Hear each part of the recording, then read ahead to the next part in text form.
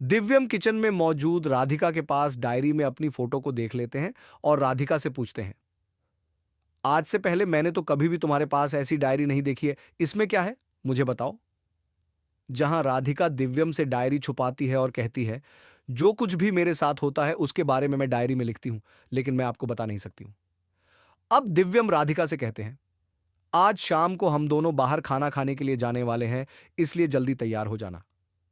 फिर दिव्यम अपने कमरे में आ जाते हैं, जहां राधिका की मां का फोन दिव्यम के पास आता है।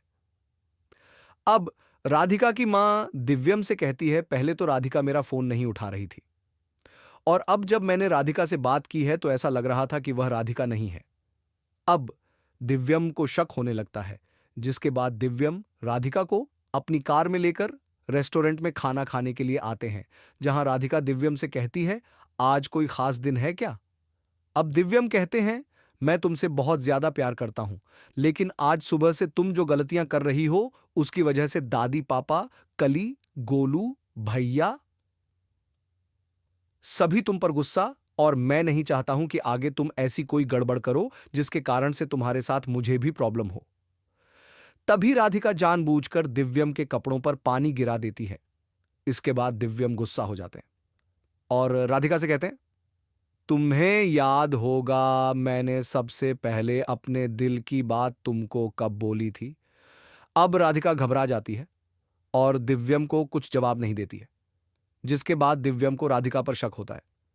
अब दिव्यम राधिका के चेहरे की तरफ अपना हाथ ले चले जाते हैं, जहां राधिका कहती हैं, आप मुझे ऐसे किसी के सामने टच नहीं कर सकते हो, यह बंद कमरे में करने वाली चीज है। तुम मेरे चेहरे को मत छुओ। अब दिव्यम कहते हैं, तुम राधिका नहीं हो, क्योंकि राधिका को ही पता था कि मैंने सबसे पहले अपने दिल की बात कहां पर बोली थी। जल्दी से सच बताओ, मेरी असली राधिका कहां पर है? अब नकली राधिका दिव्यम से कहती है, मुझे कुछ भी नहीं पता है, लेकिन आपकी मां मुझे लेकर घर आई है ताकि मैं राधिका की एक्टिंग करूं और सभी घर वाले मुझसे नफरत करें। इसके बदले सुजाता ने मुझे पैसे भी दिए हैं। अब दिव्यम नकली राधिका से कहते हैं, तुम झूठ बोल रही हो।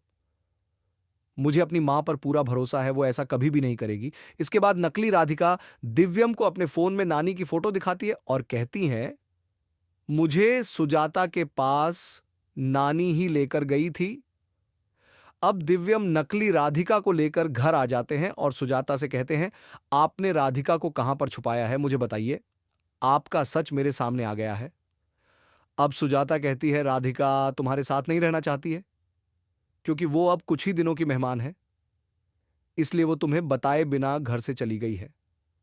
अब दिव्यम कहते हैं, आपके पास एड्रेस होगा, वो कहां पर गई है, क्योंकि मैंने फोन लगाया था लेकिन राधिका का फोन बंद है। अब सुजाता कहती है, राधिका आश्रम में गई है, लेकिन तुम उसे लेकर घर नहीं आओगे।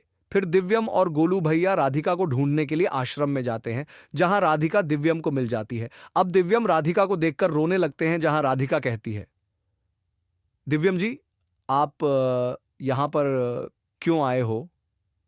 अब दिव्यम कहते हैं, राधिका तुम मुझे छोड़कर जाने का फैसला कैसे ले सकती हो? क्या मेरा और तुम्हारा प्यार सच नहीं है? तब राधिका कहती है, नहीं दिव्यम जी, ऐसी कोई बात नहीं है, मैं आपसे बहुत प्यार करती हूं। राधिका अपनी सारी बात दिव्यम को बता देती है।